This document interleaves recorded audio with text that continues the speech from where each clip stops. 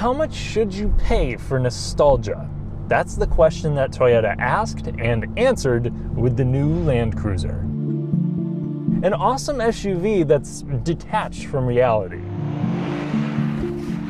Make no mistake, this has some selling points, and this isn't a let's hate Toyota moment. Sure, their lineup is growing saturated with higher price tags and more boring yet profitable crossovers, but they still make some more frugal or distinct commuters for the masses, and they set aside money to adopt some great enthusiast cars like the GR Corolla 86 and Supra, even though technically 2 of those come from the shelter. They also kept a manual transmission in the Tacoma for the bros like myself. I should also reiterate, when I call this thing pricey, I'm speaking relative to the class, and I think this is entering almost uncharted territory. Let's dive in. Toyota offers 2 other vehicles that ride on the same platform with a very similar shape to the Land Cruiser. So why buy this one? Well, after driving it, the biggest appeal to me is really the style. You have big LEDs, really sharp retro lines, and a tough design inside and out. The nameplate also carries weight. It's known across the land for durability and recklessness. The swagger and street cred are just not something that you're going to entirely get with the new 4Runner. But this, the cheapest version of the new Land Cruiser, costs $57,000 and can go up past $70,000. So for me, it needs to do more than tickle nostalgic desire to prove its value. And if you desire fun, detailed car content, consider subscribing and hitting the notification bell. Thank you. Feature-wise, even the base model isn't half bad. There's fog lights, rain-sensing windshield wipers, and a rear window with a button. However, convenience wasn't the main goal. Toyota blessed this with a pretty good approach and breakover angle. Yet the ground clearance isn't all that impressive, just 8.7 inches. This means that you can get more with the 4Runner, the Ford Bronco, the Jeep Wrangler, and a Subaru Outback technically. But ground clearance isn't everything, and this has a few tricks to make the most of it. It comes with a standard rear locker and some underbody protection up front. Things I won't be testing today, as this was lent to me by the kind people over at Royal South Toyota in Bloomington, Indiana. Royal is dedicated to the community, and I want to thank them for letting me test out this entry-level cruiser. This is also a hybrid and comes standard with a 2400 watt inverter, allowing you to run a camp stove, impact wrench, or the entire state of Wyoming. Something you can't get with its Lexus or Toyota Oh. Well, this actually can get disconnectable sway bar. Really? Well, it can tow 6,000 pounds.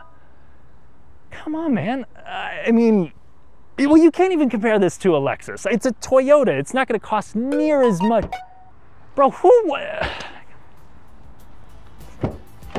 The thing is, if you watch the options, this can be cheaper than the Lexus GX, but it also feels like it's much cheaper. So the 1958 is a true oddball. Yes, you do have a leather-wrapped wheel, you have a soft center console, a little padding around the shift lever and whatnot, but everything else, like where your outboard elbows rest, it's all a hard touch plastic. In fact, even the Ford Bronco has more padding. This undeniably much better quality. It just also happens to feel like a weather resistant interior, except you can't remove the roof. And while the panel fitment in a lot of areas is strong, in some areas like with the door from the outside, it just feels a little chintzy. Still, credit where credit's due. This does have a lot of physical controls. They're very well laid out. The infotainment might not be super speedy, but it's very simple, as is the partial digital gauge cluster. Even though I'm 6'3", I have gobs of headroom, and this comes with a surprisingly good amount of features. Even in its cheapest form, we have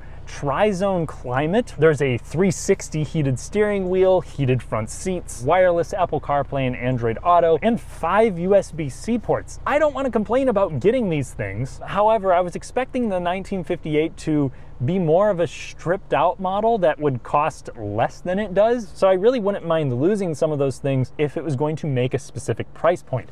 And I was expecting a little bit better ergonomics. This wide center tunnel really leaves me with limited space for my knees. These seats also lack lumbar adjustment. They're okay. I like the material. It feels nice and durable. And behind myself, I don't have space to lounge, but this isn't bad. It feels a lot like the previous generation 4Runner, but with more headroom. The cargo area also has a high load floor, probably thanks to the presence of a battery pack. But because of the Cruiser's tall and boxy nature, this doesn't hinder the space too much. I'm glad that this retains a high degree of versatility without forgetting about durability. But for this price tag, this needed to do a lot more than feel like a more refined FJ Cruiser. Under the hood, you'll have one powertrain and drivetrain setup.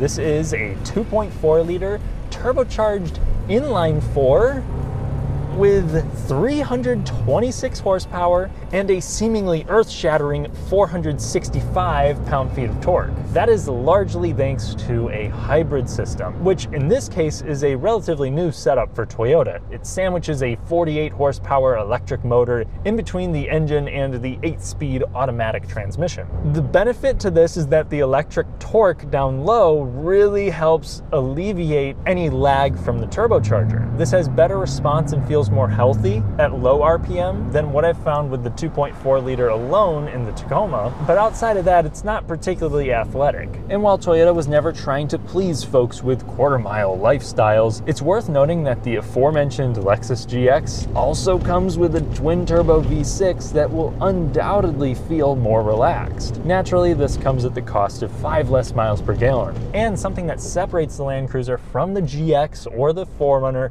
is that as standard, you have full-time four-wheel drive with a locking center differential and locking rear differential with Toyota's updated crawl control, which can maintain a super slow creep without intervention from your feet while using the brakes to stop spinning wheels to hopefully compensate for the lack of a front locker. The only off-road feature that you really miss with the 1958 is the front sway bar disconnect. Now, because this slips through the air like an English bulldog, you do have some pronounced wind noise as you reach speeds of 60 miles per hour, but road noise is kept down. And on a bad road, this still does feel like a compact truck. It transmits most of the road through to the cabin, and it takes large potholes well, but like most other body-on-frame Toyotas, the ride seems jittery on my local ignored stretch of tarmac. While I haven't gotten to hustle the new 4Runner yet, or the GX, around back roads, this is actually fine. The steering is predictably numb, but it's very light and easy to navigate through here. It builds up just a teensy bit in weight, so it doesn't feel as overboosted and numb as Toyota trucks from 10 years ago. It gives me enough confidence. It also still feels like a truck in the sense that you do have a good amount of body roll, but it doesn't have the same degree of brake dive that the old 4Runner did, meaning there's less nausea. And I'm also in love with the visibility. Your windshield is nice and close to you. You have a very good idea of where your hood ends. There's no absurd blind spots. And I also love the shape of these tall mirrors. You really feel like you're driving something different from most vehicles on the road. And you're not sacrificing modern tech to do so. You still have Toyota's latest Safety Sense 3.0 with a pretty good adaptive cruise and lane centering setup. Blind spot monitoring is standard. And since this engine is based on Toyota's pretty trustworthy 2.5 liter engine, and they say they've upgraded the turbocharger for commercial use with the Tacoma, it should still last a great deal of time. Yeah, after 15 years, that hybrid battery could definitely be questionable, and they're not cheap to replace. But when it comes to hybrids themselves, Toyota is probably the most experienced manufacturer, and at least on this relatively short drive, gotten good gas mileage. So running cost appears to be looking good. We'll have a longer talk once this powertrain and platform have been around longer.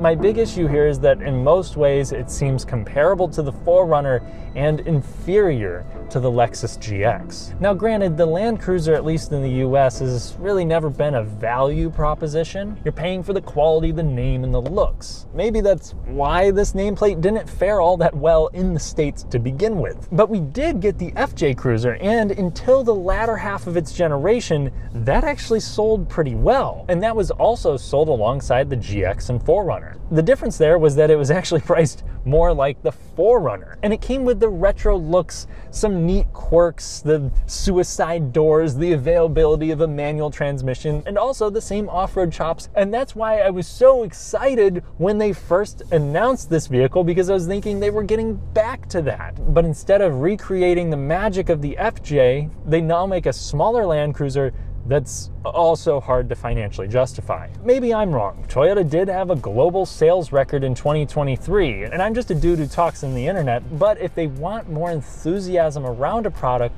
I think this needs a more distinct purpose than what's already offered, or at least a more accessible price. As it sits, the LC is a fine automobile for someone who wants a more special 4Runner and isn't afraid of paying for it. I think it's also for the person who wants a slightly more rugged GX. While it has some gripes, the product itself is actually pretty good, but it's so much easier for me to recommend a lot of other SUVs before I come to this one. Thanks for watching, and thank you to my channel members. Consider joining for an additional podcast and to help support even better content. I'll catch you in the next one.